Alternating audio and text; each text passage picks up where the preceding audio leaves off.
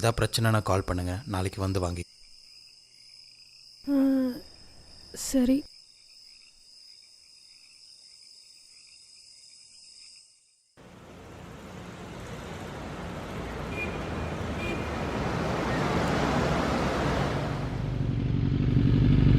மச்சான், left building. பொண்ணோட phone number ஏதாவது வாங்கி கொடுறா. ஓ, டேய் நான் டேய், வந்துட்டேன்.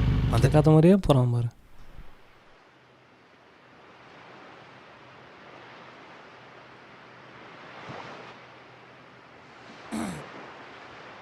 ஹலோ, ஃபோன் வாங்க வந்திருக்கேன்.